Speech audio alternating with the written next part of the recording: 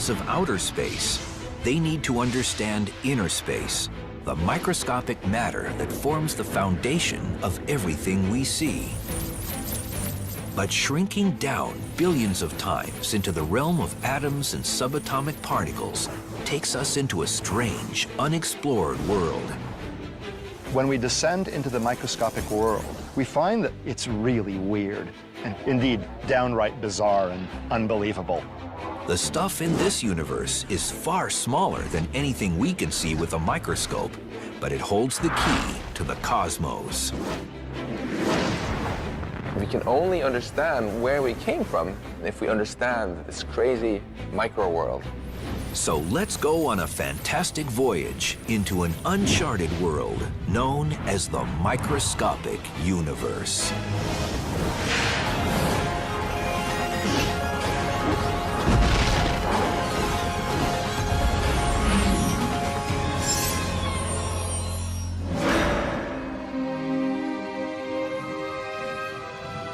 When people talk about the universe, they usually mean the vast expanse of space, billions of light years across, that they can see with radio telescopes and cosmic imaging. They think about stars and galaxies and planets and all the big stuff out there. You have astronomical bodies moving under the force of gravity. There are laws of nature, and you think that the laws are right once and for all. However, there is another universe, an unseen world that governs everything we see. When we go down in size, trillions of times smaller, to the microscopic world, the rules are much less intuitive than the ones we're used to from the large-scale world. The magic of the microscopic universe begins at about a 10/1000th of a meter, or the size of an atom. Matter behaves so differently at this level that scientists have developed an entirely new set of rules to describe what's going on. They call it quantum theory, and what it says is extraordinary. This baseball represents a subatomic particle, like an electron or a photon of light, that routinely does all sorts of weird, strange things in the microscopic universe. The subatomic version of this baseball can be invisible, can go through solid objects with ease, can be in multiple places at the same time, and can seemingly go backwards in time and change the past. This means I could throw this microscopic baseball to first base and to home plate at the same time, or change the seemingly predetermined outcome of a play while it's still going on. Now, this is the stuff of science fiction, but really, we know it to be true, or at least it appears to be true in our quantum world. We get all sorts of weird things happening. If scientists can understand how these weird things work, they'll be able to put them to use in our everyday world, revolutionizing modern computing and perhaps even allowing us to communicate across the cosmos instantly. The key to making these miracles come true is a process called quantum entanglement, and scientists are already harnessing this astounding discovery for both civilian and military purposes.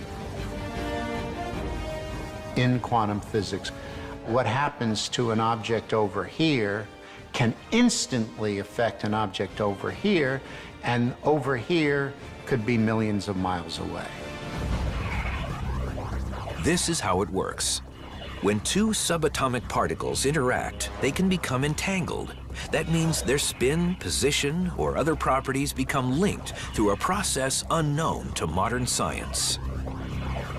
If you then make a measurement of one of the particles, then that instantaneously determines what the behavior of the other particle should be. And when the experiment is done, it's found that indeed the other particle's quantum state is exactly determined once you've made a measurement of the partner particle's quantum state. That means if a scientist observes one entangled particle and forces it to spin clockwise, the other entangled particle will immediately start spinning in the opposite direction.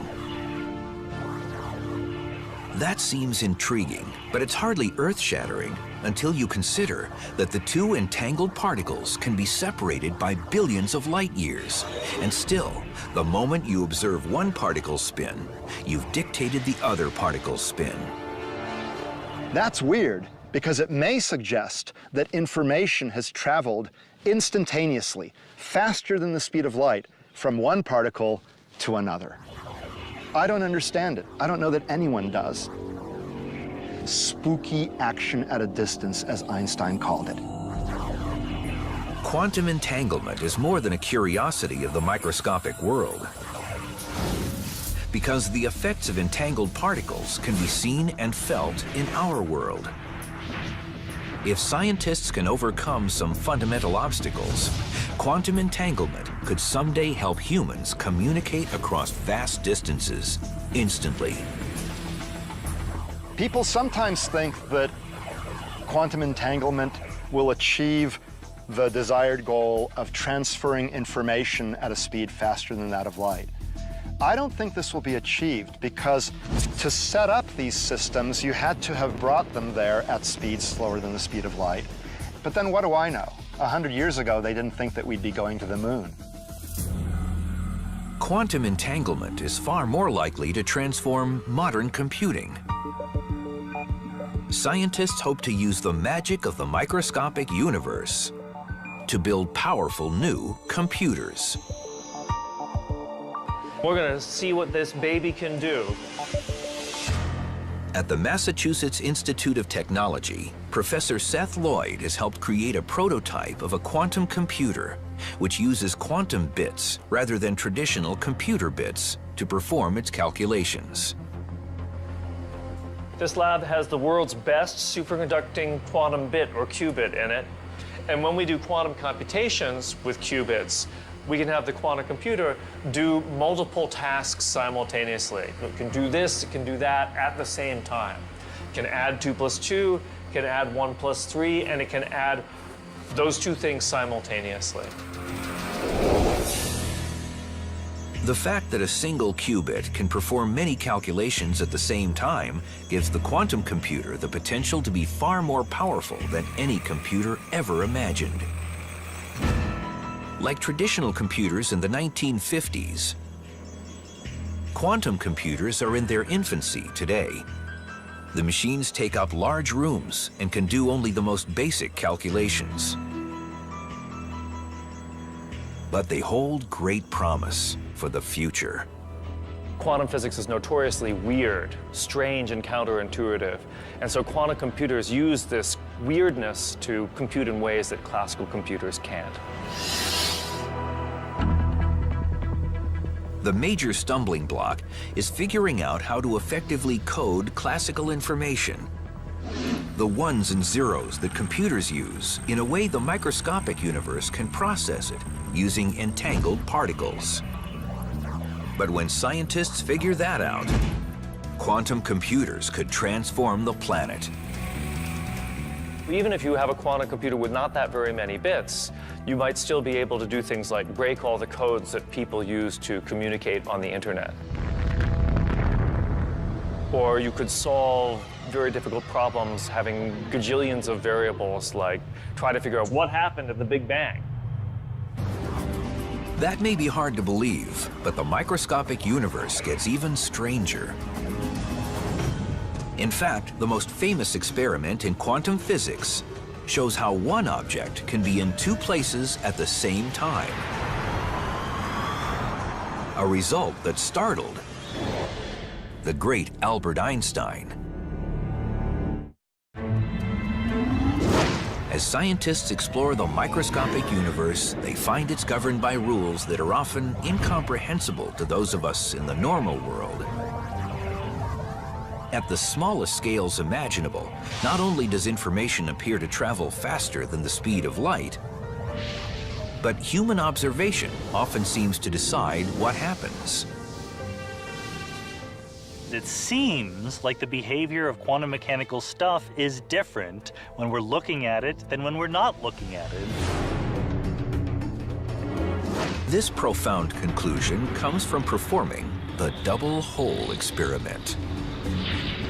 Scientists first conducted this experiment a century ago, firing photons of light through a metal plate with two slits. The light that went through the holes hit a screen behind the plate. I'm going to demonstrate the results of this amazing experiment with a bunch of baseballs and a barrier that we've set up which has two holes in it. Now, normally in the everyday world, if I throw baseballs through one hole or the other, they'll form a predictable pattern on a screen that we've set up behind home plate. They'll be in one place or the other.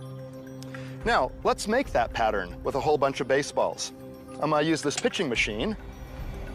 Here's the first one. Let's see what happens.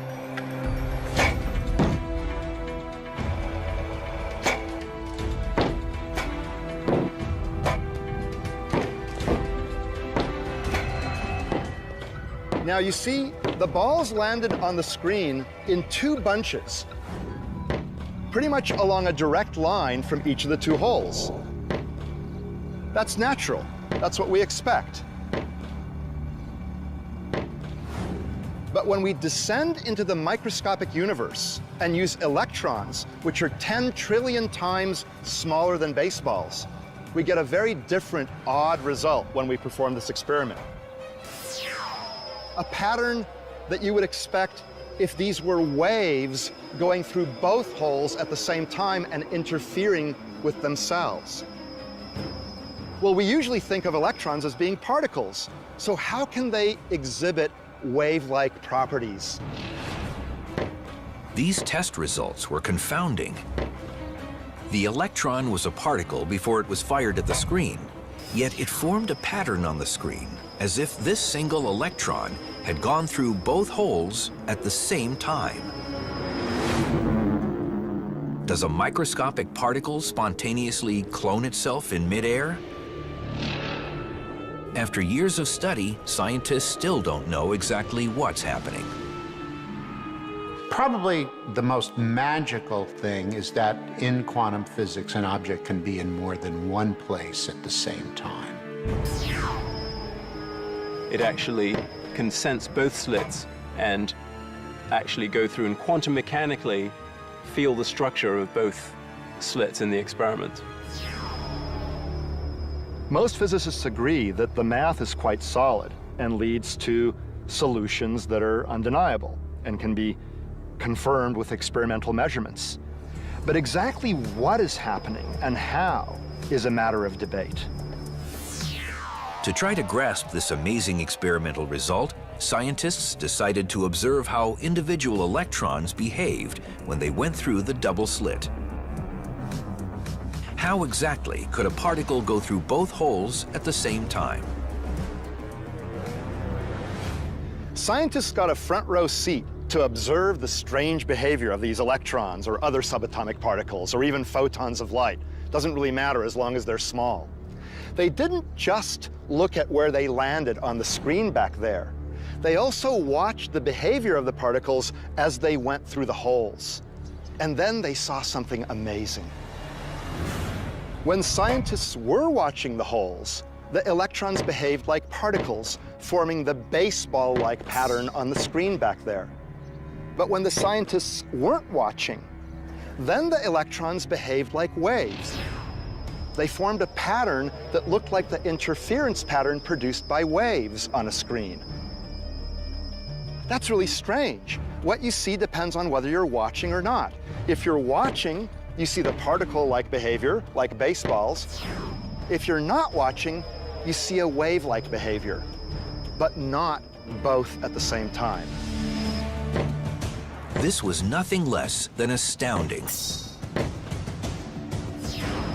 Observation seems to change the nature of subatomic particles. Mysteriously, when we're not looking, things are waves. When we are looking, they look like particles. So even an electron, which seems to us like a particle, has wave-like properties when we're not looking at it.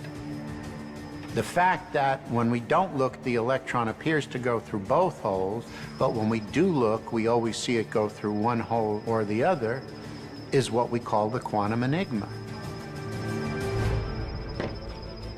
How could our decision about whether to observe something change how that something acts? There is a technical explanation. To make an observation, you somehow have to interact with the system. For example, you have to shine light on it, which then bounces off and you observe the light. That's how we can tell that a baseball is here or there. We bounce light off of it. Well, for macroscopic particles, that doesn't disturb them very much. But for microscopic particles, the act of bouncing the light off of the particle changes where it is and how it's moving.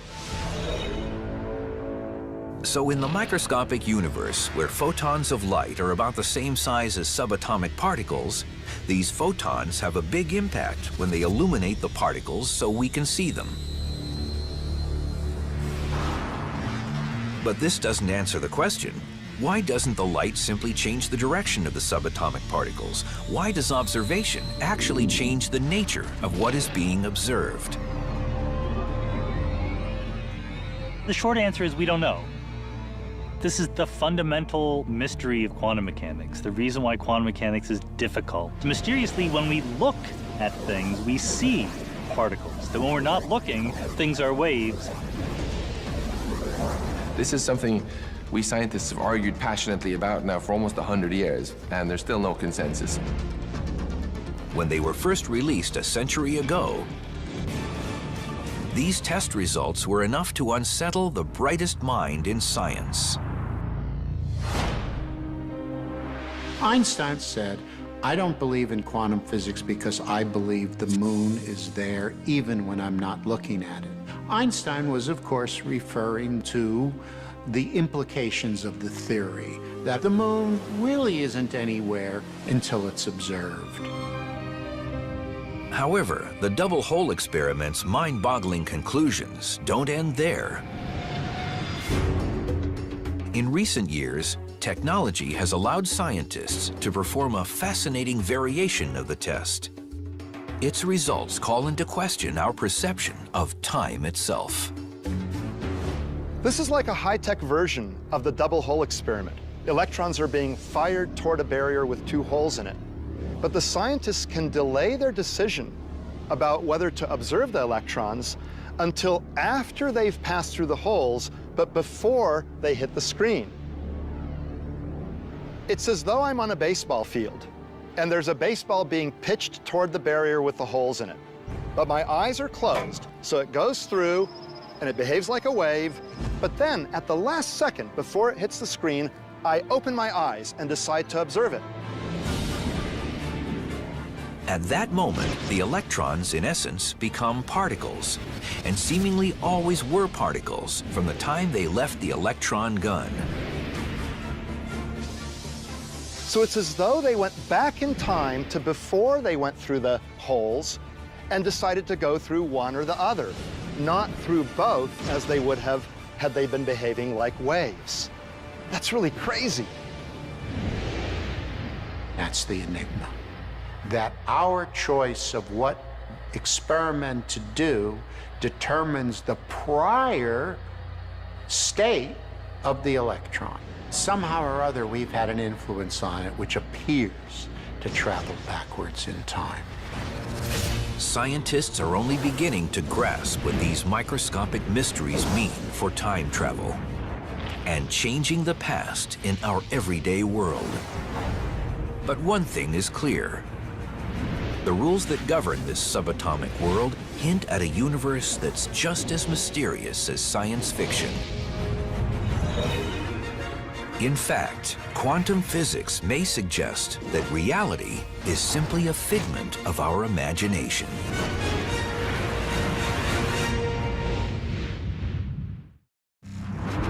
After discovering mysteries in the microscopic universe, scientists wanted to quickly unravel, study, and solve them. But as they tried to figure out exactly what was going on in this strange subatomic realm, they found something completely unexpected. nature refused to tell them. When we descend into the microscopic world, we find that there's a fundamental uncertainty in essentially all quantities that we wish to measure. And it's not a problem with the measurement process. It's that nature herself does not know. Scientists call this the uncertainty principle. And as strange as it is, it may be the most profound concept to emerge from the microscopic universe. We simply cannot know anything with absolute certainty.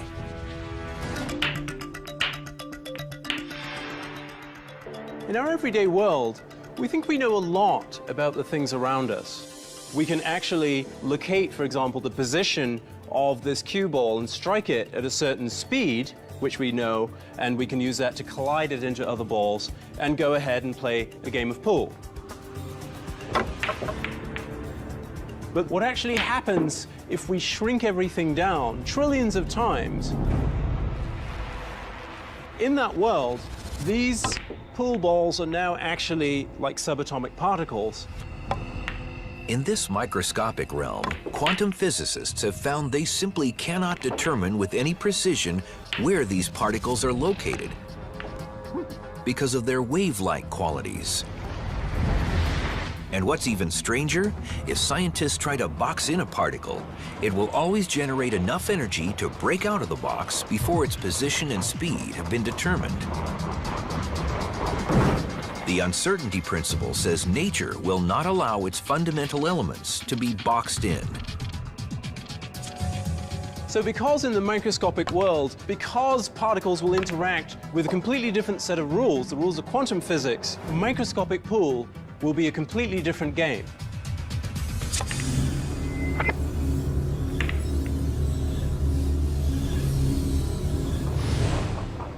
The uncertainty of the microscopic universe extends far beyond the location of particles. It applies to everything, including a particle's energy, and this gives rise to a stunning phenomenon called quantum tunneling. In classical physics, if you throw a ball at a wall and you don't throw it hard enough, it won't go through the wall, it'll bounce back. But if it's an electron and you don't throw it hard enough to go through the wall, it might go through anyway. We call that quantum tunneling. How can this be possible? It may sound bizarre, but one way to explain quantum tunneling is that the uncertainty of the microscopic universe allows a particle to borrow energy from the future to breach the barrier and then pay it back after it gets to the other side. The electron actually already is on the other side of the wall, and therefore it can go through it and appear on the other side of the wall. Ever since these wonders of the microscopic world were discovered a century ago, people have asked if quantum tunneling, being in multiple places at the same time, and what appears to be traveling backwards in time, can be achieved in our everyday world. Some scientists say we'll never be able to throw a baseball through a solid barrier. A baseball is a huge number of particles. You would need all of them to collectively suddenly appear in another place for the baseball as a whole to appear in another place. And that's just extraordinarily unlikely. A single electron or a single proton can do this. But the bigger your particle, or the bigger the collection of particles, the more difficult that process of tunneling is. However, a growing number of physicists are developing a more outrageous theory for what's going on. We know that these tiny particles can be in two places at the same time.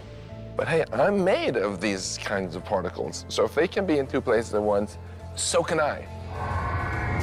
Scientists call this the many worlds interpretation of quantum physics. They say just like the electron in the double hole experiment, human beings are all in multiple places at the same time. They say anytime anyone makes a decision, we don't actually choose one option over another. Instead, we do them both, in slightly different versions of reality. What happens when you use your mind and your will to decide things is you end up actually making many choices at once, and all of them become realized in different parallel universes. The many worlds hypothesis of quantum physics says that when I throw a curveball, I do so only in this universe. In another universe, I might be throwing a fastball. And in still another one, I throw a knuckleball for the first time in my life. And in yet another universe, I heave this ball to the outfield. In the many worlds hypothesis, all of these choices are outcomes that occur in universes that are parallel to our own. Just not in ours, but in parallel universes. That's what the many worlds hypothesis tells us. This may sound far-fetched, but an impressive array of theoretical physicists believe it's the way the microscopic world works. If it's true, the implications of this startling theory go far beyond the baseball diamond. In essence, it suggests there are universes parallel to our own in which the Nazis won World War II.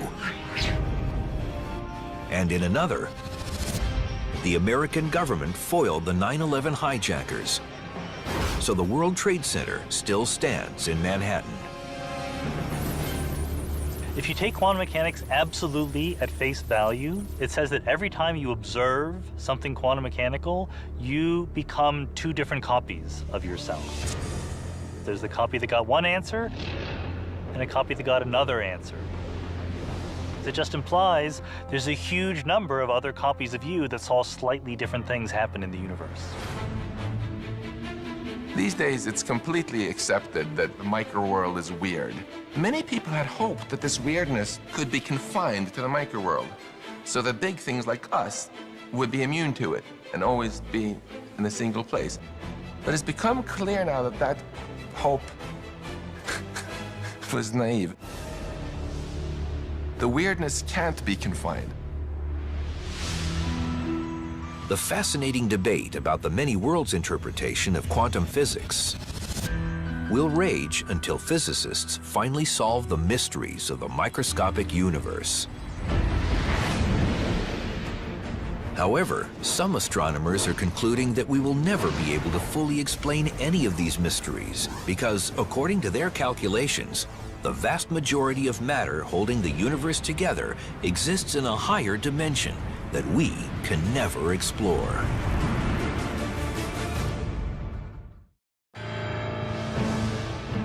If there's anything in the microscopic universe stranger than quantum particles, it's the mysterious matter that scientists have never seen, but that plays a crucial role in the formation of planets, solar systems, and galaxies. Astronomers know that there's all sorts of matter out there that exerts a gravitational influence, but that we can't see. We call that dark matter. I wouldn't exist if they weren't for dark matter, because dark matter has this nurturing force of bringing things together to form structure, to form galaxies, which are absolutely necessary for life.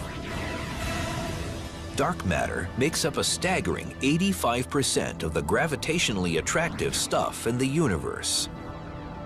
If the dark matter is some kind of particle, then typically millions of dark matter particles will pass through me every second. But even though they know dark matter exists, astronomers have been confounded by a microscopic mystery. What is it? At first, they thought it was ordinary matter that, for some reason, they couldn't see. But what happened was astronomers went and took an inventory. We know how much ordinary matter there is in the universe. By ordinary matter, we basically mean atoms, things that are made out of protons, neutrons, and electrons, the elementary particles that go into making you, me, everything on Earth. And it just doesn't measure up. There's not nearly enough ordinary matter in the universe to make up the total. This conclusion was bizarre. How could most of the matter in the microscopic universe not be made of protons, neutrons, and electrons? been quite shocking to discover that these atoms actually make up just a small minority of all the stuff in the universe. There's 6 times more of an altogether different substance, which is invisible to us. It's interesting to think that science has brought us to the point where we realize not only are we not the center of the universe, we're not even made of the same stuff as the universe is made of for the most part. Most of the stuff in the universe is this dark matter, and it's some small particle beyond the reach of our direct detection. Some theoretical physicists speculated that dark matter might be made of neutrinos, tiny particles 1,000 times smaller than an electron that fit many of the known characteristics of dark matter. We know neutrinos exist, and they have mass, they contribute weight, so maybe we're done. But now it's turned out that they're not neutrinos. Most of the dark matter is probably not normal neutrinos because they travel very, very quickly. And they wipe out the formation of what's called large-scale structure, the clumping of material, on the scale of galaxies early in the universe's history. So it would be much harder to produce galaxies if the universe is filled with lots and lots of neutrinos zooming around. So the dark matter is not ordinary matter, it's not neutrinos, it's some wholly new kind of particle that we haven't detected yet. It has to be some sort of weird subatomic particle left over from the Big Bang when the universe was very hot and dense. A whole zoo of particles was created. Most of them annihilated or decayed into other particles, but some were left over, and they are what are thought to be the dark matter. But what could this exotic microscopic particle be? Since it's nothing known to science, astronomers proposed an entirely new particle that embodied all of dark matter's characteristics, and then began searching the universe for it. They call it a WIMP, a weakly interacting massive particle. One of the problems with the WIMP hypothesis is that we've never actually detected a WIMP in a laboratory. In fact, there's several experiments going on right this minute to look for WIMPs in underground laboratories, and you'd also like to make them in particle accelerators like the Large Hadron Collider in Geneva. So there's a multi-pronged attack to detect WIMPs directly if they're the right answer. If scientists find evidence of dark matter, will they also find evidence of another world of dark planets, dark life forms, and a dark matter table of elements? I don't think they're like us in that the dark matter particles can form planets and so on, because if they could, then we would expect most of the planets in our solar system to actually be made of dark matter. But I think it's much more likely that the dark sector is many different kind of particles that are much more complex than just one. However, modern science still has not found evidence of this mysterious microscopic material. And a growing number of scientists argue that's because it's not something else. It's somewhere else, like other dimensions. People have taken very seriously the idea that the dark matter comes from other dimensions or represents ordinary particles that are actually moving in the other dimensions. The thing about other dimensions are we don't see them, we don't interact with them very strongly, so they're a natural place to put the dark matter.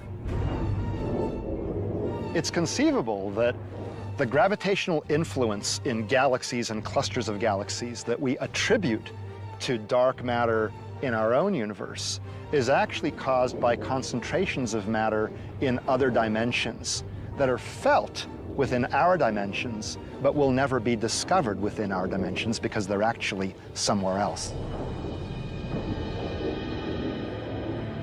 Whatever or wherever it is, many physicists are confident they'll eventually discover a complete solution to the dark matter mystery. Unless, they say, it simply exists at an incredibly small size, far smaller than humans have ever been able to explore.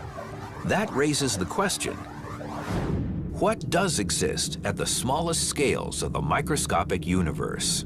That's what viewer Jason L. from Houston, Texas wanted to ask the universe. Jason, I'm glad you asked that question. The smallest things in the universe are the fundamental subatomic particles, like electrons, or the quarks that make up protons and neutrons, or neutrinos. Now, all these particles are thought to be different vibrational modes of a little tiny entity called a string, a little tiny package of energy. And that, then, is the smallest thing from which everything else is made. Scientists have just started trying to explore strings and other incredibly small stuff in the microscopic universe. And what they've found offers tantalizing clues to a world beyond.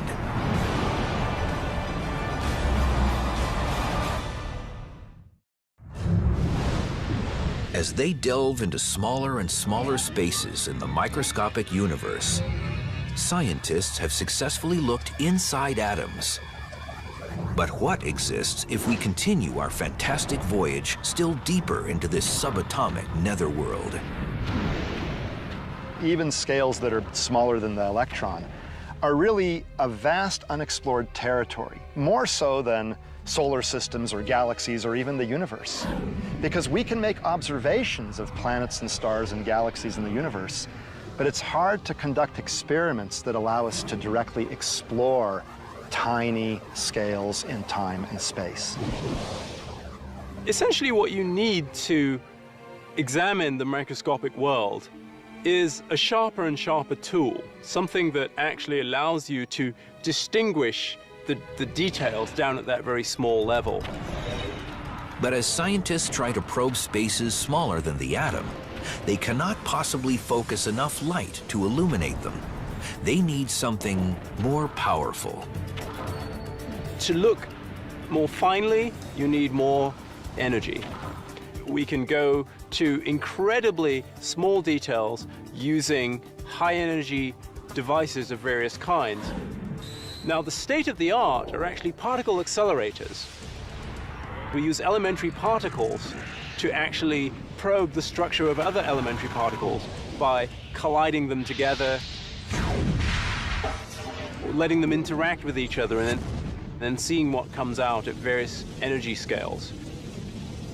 So we can continue this process of examining smaller and smaller distances in space and time by actually going to higher and higher energy with collider experiments. However, the world's largest particle accelerators have not yet generated enough energy to probe things much smaller than the elementary particles inside atoms. Even so, scientists believe something exists at even smaller scales. At a size so tiny, the human mind cannot possibly comprehend it. Physicists are now trying to understand what's called the Planck length, 10 to the minus 33 power centimeters. That's 20 factors of 10, 20 orders of magnitude smaller than an electron. Now, an electron is yay big, and I exaggerate a lot. So the Planck length is just almost unimaginably smaller than any objects we can actually measure. Nevertheless, physicists are trying to deal with these scales, and that's what string theory is all about. String theory says that everything that we think of as a particle is actually a tiny vibrating loop of string. To get an idea of how tiny it is, I have here an eyedropper. We're going to put out 1 drop of water. That has about a trillion atoms of hydrogen and oxygen. Now, imagine taking 1 hydrogen atom and blowing it up by 10 billion times. It becomes about half a meter across. And you might say, can we now see the individual strings inside that hydrogen atom? But the answer is no. We can continue to make it bigger, make 1 hydrogen atom the size of the solar system. The strings are still too small to be seen. It's only when we make that atom the size of our observable universe that a string becomes macroscopically large. If one hydrogen atom is as big as the whole observable universe, how big is a string? Only about the size of one of these trees. The amazing thing is that we human beings can even talk sensibly about what exists at this microscopic scale. Not only can scientists talk sensibly, they've also formulated theories about what happens down there. This is really one of the holy grails of all of science. We think that ordinary space and time cease to exist at the Planck length. What we don't know is what takes their place. We need to replace our idea of space itself by something more fundamental. Something that might involve different numbers of dimensions or just a different concept entirely. One possibility is that space at the Planck length resembles the grid on a football field. The yard lines are the fabric of our universe, and there's simply nothing in between. It could be that time jumps from one discrete point to another, and there are no steps in between. Like little quantum mechanical ants could tunnel from one spot on the grid to another spot on the grid without ever going into the intervening space in between. Why? Because there isn't any intervening space in between. Whatever exists at this incredibly small scale, most scientists believe that the concepts of space and time segue into another kind of universe where shrinking smaller is a meaningless concept. It could be that time and space are what we call emergent properties of the universe, but that if you go to very small spatial scales or very small intervals of time, the concepts of time and space break down. They don't make sense. Scientists say the conditions at the Planck length may be very similar to those that existed before the Big Bang, when everything in our universe was probably concentrated in a microscopic pinpoint.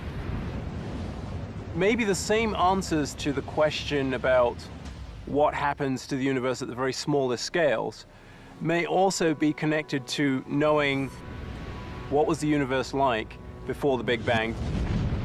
Did it just come into being at the Big Bang, or was there something different which then turned into the universe that we're familiar with?